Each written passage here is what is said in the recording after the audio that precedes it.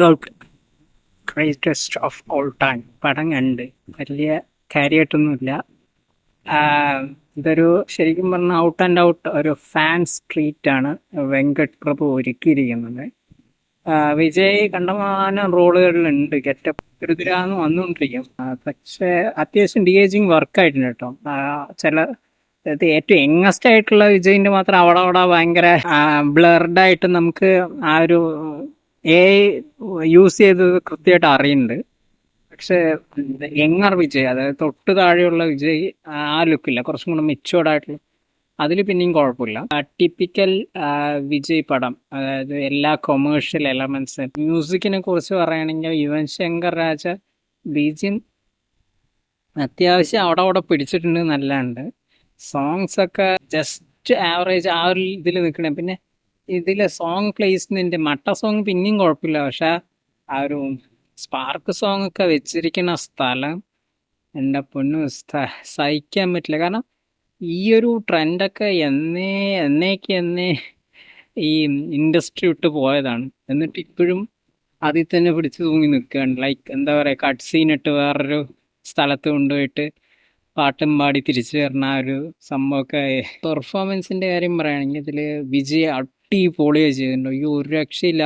അതായത് ആ young വിജയിന്റെ expression, ഞാനൊക്കെ വിചാരിച്ച ആ നമ്മൾ ഡീപ്പ് ഫേക്ക് ചെയ്യുമ്പോൾ എക്സ്പ്രഷന്റെ ഇന്റൻസിറ്റി കുറഞ്ഞു വരും. നമ്മളൊരു എക്സ്പ്രഷൻ കൊടുത്തു കഴിഞ്ഞാൽ അത് കുറച്ച് അതിൻ്റെ ഒരു 75% ഒക്കെ നമുക്ക് കാണാൻ പറ്റുള്ളൂ. പക്ഷെ എന്നിട്ട് പോലും അത് കൺവേ ചെയ്ത് എടുക്കാൻ പറ്റി എന്നുള്ളതാണ് എടുത്തു പറയാനുള്ളത്. ഫാൻസിന് ഇതൊരു വൺ ട്രീറ്റ് തന്നെയാണ്. അപ്പോൾ നമുക്ക് ഇപ്പോൾ പ്രശാന്ത് ആയാലും പ്രഭുദേവ് ആയാലും ജയറാം ആയാലും അവർക്കുള്ള സ്പേസ് ഇതിലുണ്ട്. ഫീമെയിൽ റോൾസ് അതായത് കൈകാര്യം ചെയ്യുന്ന സ്നേഹ, ലൈല, മീനാക്ഷി ചൗധരി, പിന്നെ വിജയിൻ്റെ ഒരു മകളുണ്ട്, അവളുടെ പേര് എന്താണെന്നറിയില്ല. ഇവര് 4 പേരിൽ സ്നേഹ ഓക്കെ ആയിരുന്നു. ലൈലയ്ക്ക് പിന്നെ കുറച്ച് റോളേ ഉള്ളൂ. മീനാക്ഷി ചൗധരി അവിടെ വന്നിട്ടുമുണ്ട്. പക്ഷേ അതിന് ആ ഒരു റോളിന് ഭയങ്കര ഇൻറ്റൻസിറ്റി ഇല്ല, പക്ഷെ ഒരു ഇമ്പാക്റ്റ് ഉള്ള ഒരു ക്യാരക്ടറാണ്. ഫീമെയിൽസ് എല്ലാവരും ഓക്കെയാണ്, ഫൈൻ കെമിസ്ട്രി. ആ ഒരു ബോണ്ടിങ് നമുക്ക് ആ ഒരു 90s വൈബൊക്കെ കിട്ടും. വിജയ് സ്നേഹ, പ്രശാന്ത് ലൈല, അവൻ്റെ കോമ്പിനേഷൻസ് ഒക്കെ അത്യാവശ്യം വർക്കായിട്ടുണ്ട്. പിന്നെ കോമഡി പ്ലേസ്മെന്റ്സ്, അതായത് ഇതിൽ കോമഡി ഇല്ല, പക്ഷെ എന്നാലും ഇടയ്ക്കിടയ്ക്ക് ഒരു ഹൈ വരും. അതായത് ചില തല റെഫറൻസും കാര്യങ്ങളും വരുമ്പോൾ. പിന്നെ ഇതിൽ തന്നെ ഈ ചില സോങ്സ് ഒക്കെ പ്ലേസ് ചെയ്തിരിക്കുന്നത്, അതായത് പണ്ടത്തെ സോങ്സ് പ്ലേസ് ചെയ്തിരിക്കുന്ന രീതിയൊക്കെ അത്യാവശ്യം കുഴപ്പമില്ലാണ്ട് വർക്കായിട്ടുണ്ട്. ഇതിൽ ആക്ഷൻസ് പറയുകയാണെങ്കിൽ ഫൈറ്റൊക്കെ ഒരു നോർമൽ ഫൈറ്റ് തന്നെയാണ്.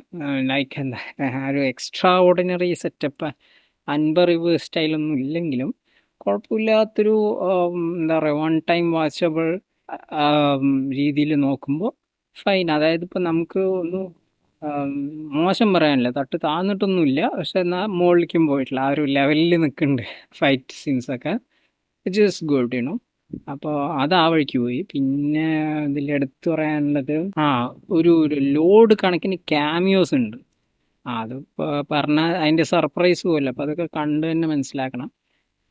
പക്ഷേ അതന്നെ, കുറച്ച് ക്യാമിയോസ്, എക്സ്റ്റെൻഡഡ് ക്യാമിയോസ് ഒന്നും അല്ല, വന്ന് ആ ഒരു ചെറിയ പരിപാടി ചെയ്യും പോവും, അത്രേ ഉള്ളൂ. വലിയ കാര്യമായിട്ടൊന്നുമില്ല, എങ്കിലും തിയേറ്ററിൽ ഫസ്റ്റ് ടൈം കാണുമ്പോൾ നമുക്ക് ഇതൊക്കെ നേരത്തെ അറിഞ്ഞുകൊണ്ട് നമുക്ക് വലിയൊരു ഇതില്ലെങ്കിലും ജസ്റ്റ് കണ്ടിരിക്കാവുന്ന രീതിയിലുള്ള സർപ്രൈസ് എലമെൻസ് ഒക്കെ ഉണ്ട്. പിന്നെ ഒരു ലോഡ് കിഡ്നാപ്പ്, അതായത് ഇതിൻ്റെ കഥ പ്രത്യേകിച്ചൊന്നുമില്ല, എന്നാൽ ലക്ഷക്കണക്കിന് തവണ നമ്മളെ കണ്ടുമറന്ന കഥയാണ്. കഥയിൽ പ്രത്യേകിച്ച് പുതുമയൊന്നുമില്ല. അതന്നെ, ഇത് കഥ നോക്കിയിട്ട് പോയി കഴിഞ്ഞാൽ നമുക്ക് ഒരു സാറ്റിസ്ഫാക്ഷൻ ലെവൽ 0% ആയിരിക്കും. നിങ്ങൾ കഥ നോക്കിയിട്ടൊന്നും പോകണ്ട, കഥ കാര്യമായിട്ടൊന്നുമില്ല.